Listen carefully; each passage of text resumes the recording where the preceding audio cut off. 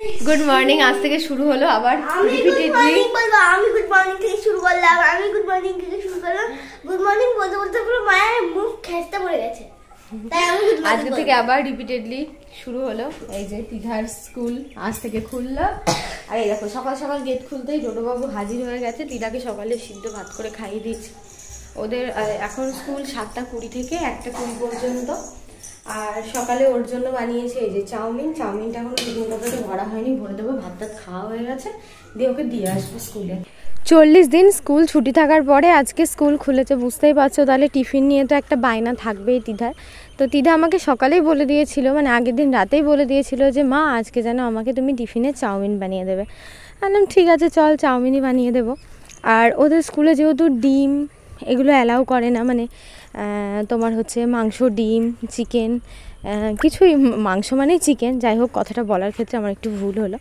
তো এগুলো যেহেতু অ্যালাউ করে না আর আমার মনে হয় বিদ্যার জিনিসের সঙ্গে না খাবার দাবারটা না পাঠালেই ভালো কারণ আমাদের হিন্দু শাস্ত্রের বইটাকেই আমরা মা সরস্বতী ধরি ওর মধ্যে হয়তো ডিম দিয়ে রান্না করে দিলাম বাচ্চাটা হয়তো খেতে ভালোবাসবে কিন্তু কি বলো তো বইয়ের সাথে একসাথে নিয়ে যাবে ভালোও লাগে না আর স্কুলে তো একদমই অ্যালাউ নেই যেহেতু বাইরের দেশের প্রচুর মানুষ থাকে সেন্ট্রাল স্কুল বুঝতেই পারছো তো ওরা একটু মানে কেমন বোধ করে ধরো যারা চিকেন খায় না তাদের সামনে যদি চিকেন নিয়ে গিয়ে খায় তারা তো একটু অসন্তুষ্ট বোধ হবে না ডিম খায় তাহলে তারা তো একটু খারাপ লাগবেই তো সমস্ত কিছু প্যাকিং করে আজকে ফার্স্ট ডে বলে বর্ষণের মা আমি দুজনেই একসাথে গেছিলাম বাচ্চাগুলোকে দিতে তো আমাদের সকালে যে টোটোটা করা ছিল সেটা আমাদেরকে জানিয়ে দিল যে ও আর যেতে পারবে না আর এখানে হচ্ছে তোমার মাচালার কাছ থেকে বর্ষণের মা এই যে একদম চালপট্টির মোড়ের এখানটা করে মাচালা বসেছে এখান থেকে ও আবার যাওয়ার সময় মাছটা নিয়ে নিল স্কুলে দিয়েছে এইমাত্র নাইটিটা চেঞ্জ করলাম মানে ওইটা খুলে আর কি নাইটিটা পরলাম আস্তে আস্তে বৃষ্টি শুরু হয়ে গেছিলো সকাল সকাল বৃষ্টি হয়ে দেখো ওয়েদারটা একদম ঠান্ডা হয়ে গেছে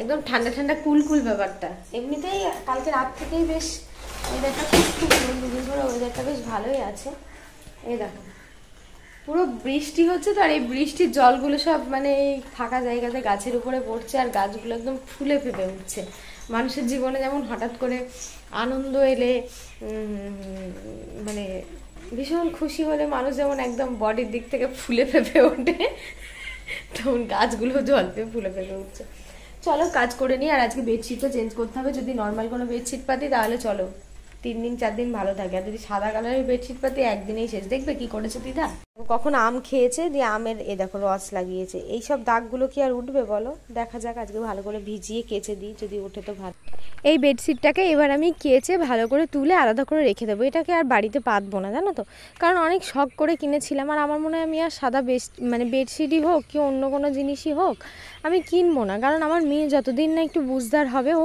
মানে এমনি ওর বচনে বড় হয়েছে আর ওর কাজের দিকে বড় হয়েছে কিন্তু ও এই সবের দিকে এখনও ছোট তো এটা তুলে রেখে দেবো আর আদার্স যে কালারিং বেডশিটগুলো আছে ওগুলো তো দেখবে রং লাগলেও খারাপ লাগে না সাদা জিনিসে খুব খারাপ লাগে আর এখানে হচ্ছে তোমার ওই যে প্রত্যেক দিন বউ সাজনির তো একটা শখ আছেই না তো আমার এই যে ওড়নাগুলো দেখছো 2-3টে ওড়না দিয়ে প্রত্যেক দিন এরকম করে বউ সাজবে আর নোংরা করবে আমি আর প্রত্যেক দিন কাচতেও পারি না প্রত্যেক দিন নোংরা করবে প্রত্যেক দিন কে কাচবে ওরকম ভাঁজ করে রেখে দিই 2-3 দিন খেলা করে তারপর আবার একদিন কেচে দিই আর এই ওড়নাগুলো আমি আর ব্যবহারও করি না তো সমস্ত কাজ টাজ করে স্নান টান করে এখন দেখো রান্না চাপালাম 3 কাপ চাল আর একটুখানি নিয়ে নিলাম তো যদি আমরা রাতে যেদিন ভাত খাবো মনে করি সেদিনকে আমরা 3 কাপ চাল নিই আর যদি মনে করি রাতে আজকে খাবো না রাতে অন্য কিছু খাবো তো তাহলে 2 কাপ চাল নিলেই মা মেয়ের খুব ভালোভাবেই হয়ে যায় আর কি দুপুরটা আর চালটা সবাই খুব ভালো করে ধোবে বিশেষ করে কেনা চাল হোক ঘরের চাল হোক কারণ চালে এক ধরনের ট্যাবলেট দেওয়া থাকে যেটা আমাদের স্বাস্থ্যের জন্য ভীষণ ক্ষতিকারক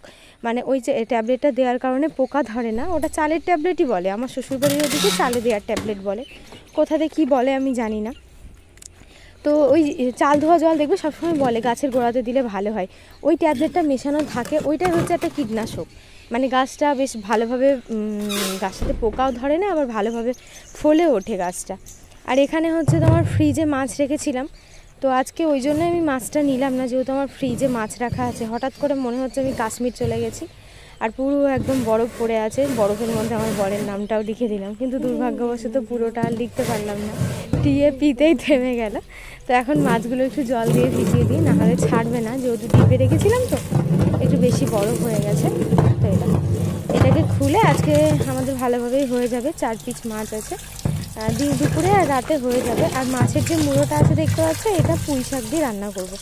আগের দিনই রান্না করতাম পুঁই শাক দিয়ে, তো আগের দিন আর করিনি, ওই এসেছিলো বলে, রিঙ্কি এসেছিলো বলে।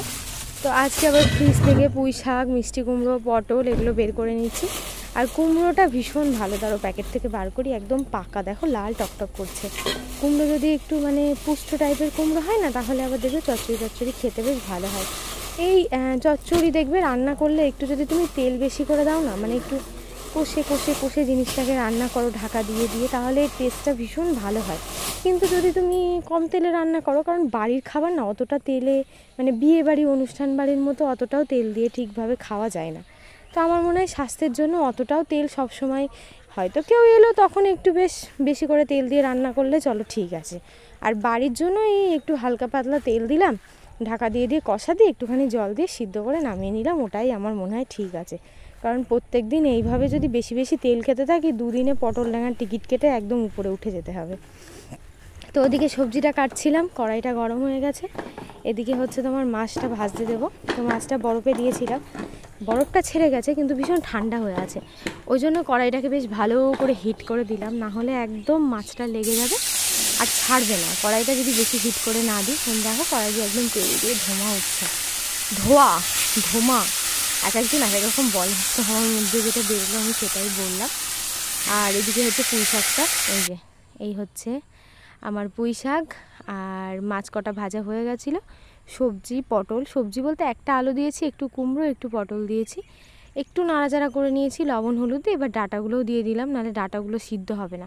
এইগুলো জানো তো চাষের পুঁই, বাড়ির পুঁই হলে না তাড়াতাড়ি সিদ্ধ হয়ে যায়, চাষের পুঁই আবার একটু সিদ্ধ হতে দেরি হয়, মাঠের পুঁই যেটাকে বলে, তো ওগুলো একটু দেরি হয়। আর এদিকে দেখো আমি রান্না করতে করতে বারবার কিন্তু এখানটায় খেয়াল রাখছি আমার মহারানী কখন আসবে।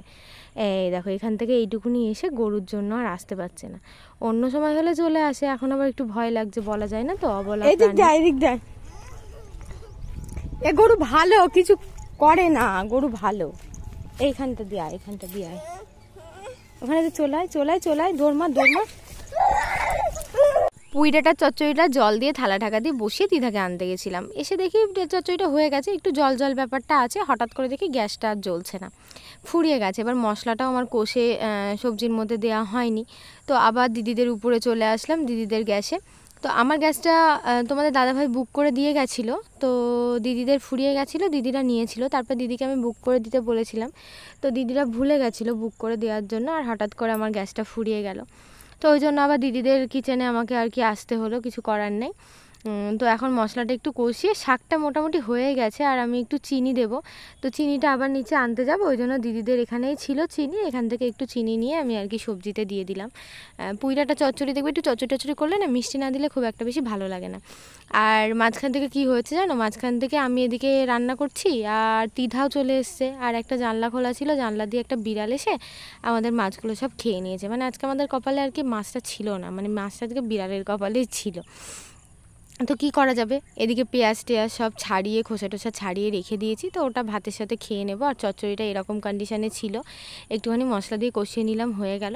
তো আর কি রান্না করব, আর গরমের মধ্যে অনেকটা বেলাও হয়ে গেছে, ভালোও লাগছে না এখান থেকে ওখান। দিদিভাই আবার ডাল দিয়ে সবজি দিয়ে করেছিল, ডাল সবজি দিল, তারপরে হচ্ছে তোমার সয়াবিন দিয়ে পটল দিয়ে একটা সবজি বানিয়েছিল, ওটা দিল, আমি পুঁই শাক বানিয়েছিলাম, ওটা খেলাম।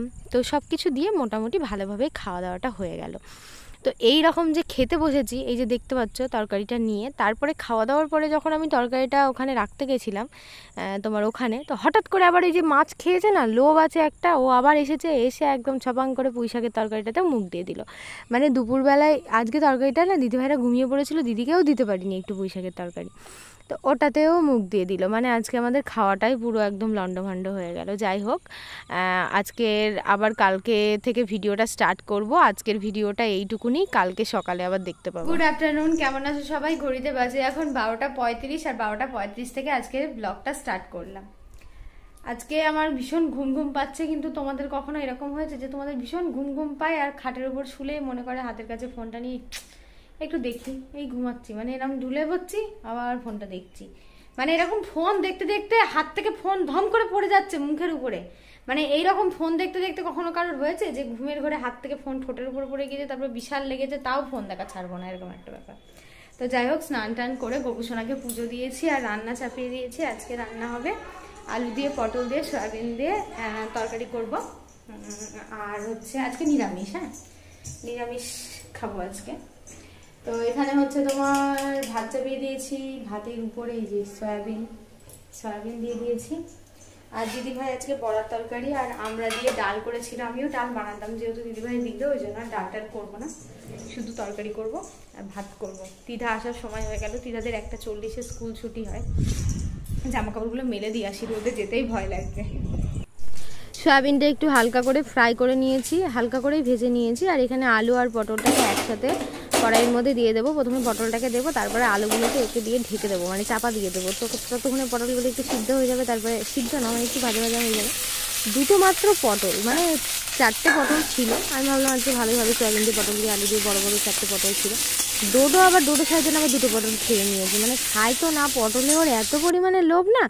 ও কী করেছে, একটা পটল নিয়ে চিবিয়ে দেখছে আমার খাটের উপরে পুরো একদম পটলটাকে চিবিয়ে কুটি করে ভর্তি করেছে। তারপর আবার একটা পটল নিয়ে গিয়েছে, তো সেখানে আবার 2টো হয়ে গেছে।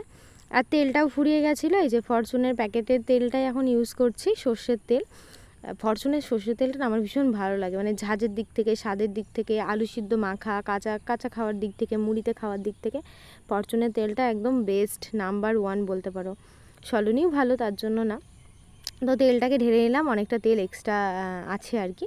তো প্যাকেটের তেলটা দিয়ে আগে রান্না শেষ করে দেবো। আমার ওই গ্যাসের কাছে থাকতে তেলের বোতলটা একদম টুবড়ে গেছে বলে আর কি ওই পুরো তেলটা ধরে না, নাহলে ওটাও 1 লিটারেরই বোতল। ওই যে আগের দিন তোমাদেরকে বললাম না, দিদা প্রত্যেক দিন স্কুল থেকে আসার সময় ঝামেলা করে, ওই দেখো আজকেও তাই। ওইটুকুনি এসে ও কিন্তু আর আসতে পারে না, ওর ওই সীমানা ওইটুকুনি এসে প্রত্যেক দিন ওর কিছু না ঘাড়ে ব্যথা, পিঠে ব্যথা, না হলে ও আসতে পারবে না, হাঁটতে পারবে না, না হলে গরুতে ভয় লাগবে, মানে ওইটুকুনি বাহানা। তো চলো ওকে আনতে যাই, গেটটা খুলে তোমাদেরকে দেখাই। ঠিক একটা কিছু না কিছু হয়েছেই, দেখতেই পাবে যে কিছু না কিছু একটা হবে, কিছু একটা বাহানা দেবে। কোনো দিন বলবে গরু আছে, কোনো দিন যদি কিচ্ছু না থাকে সেদিন আবার ওর পিঠে লাগবে, হাতে লাগবে। মানে সোজা ভাষায় বললেই হয় যে মা এখান থেকে এইটুকুনি তুমি আমাকে প্রত্যেক দিন নিয়ে আসবে। ওই দেখো এত শয়তানি বুদ্ধি কেন? বৃষ্টি চলে আসলে চলে আয়, তুই এতটা রাস্তা আসতে পারিস আর এখান থেকে এইটুকুনি আসতে পারিস না? আচ্ছা ঘরের মধ্যে গিয়েও তো আমাকে বলা হতো যে মা আমার খুব লেগেছে, কি কিছু হয়েছে, কি অসুবিধা। কে মুচকে দিয়েছে? ভারী ব্যাগ তুলতে গিয়ে মুচকে গিয়েছে।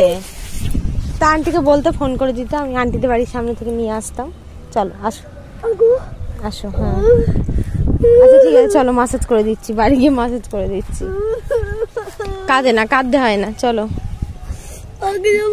ব্যাগ তুলতে গিয়ে ঘাড় মুচকে গেল। আরে ঘরে এমনিতে ব্যাগ না। তো এইবার তো বাড়ি এসেই বায়না শুরু করে দিয়েছে, অনেকক্ষণ ঢং করলো। তারপরে এখন এই দেখো ভাত নিয়ে খেতে বসে পড়ছি। আজকে আমি একটাই রান্না করেছি, বেশি কিছু রান্না করিনি। আজকে ওই যেটা দেখতে পেলে ওটাই রান্না করেছি, ওই দিয়েই দুপুরে গরম ভাত মা মেয়ে দুজন মিলে খেয়ে নেব। আর আমি একটু গরম খাবার খেতে ভালোবাসি। আর এখানে দেখো সন্ধ্যা হয়ে গেছে, আর কালকে হচ্ছে তিধাদের ক্যারাটের এক্সাম আছে, ওই জন্য তিধা দেখো প্র্যাকটিস করছে। তো বলছে মা বন্ধুদেরকে একটু দেখাও আমি প্র্যাকটিস করছি, তো তোমরা একটু দেখতে থাকো।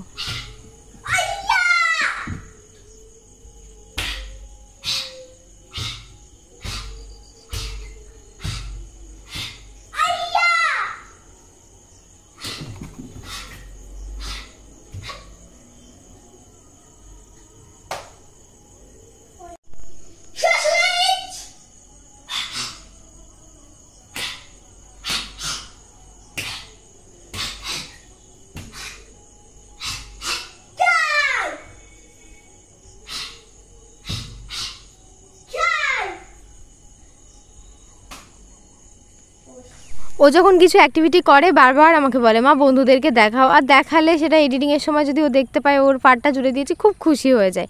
তো ওই জন্য মাঝে মধ্যে ওরও ভিডিও আমি পোস্ট করি, যাতে তোমাদেরও ভালো লাগে আর তার সাথে ওরও মনটা ভালো থাকে। তো কাল যেহেতু একদম মর্নিংয়ে হচ্ছে তোমার এক্সামটা আছে, মানে 6:30টার মধ্যে বাড়ি থেকে বেরিয়ে যাব, ওই জন্য তোমার হচ্ছে কোনো হাতে ধাগা বলো, কোনো চুড়ি বলো, কানে কোনো কানের বলো, কিচ্ছু পরা যাবে না। ওই জন্য একদম খুলে একদম নেলস কেটে সমস্ত কিছু করে একদম রাত্রিরে কমপ্লিট করে রেখে দিচ্ছি। আর ব্লগটা এখানেই শেষ করছি, এর পরের দিন তোমরা ওর এক্সামের ভিডিওটা দেখতে পাবে।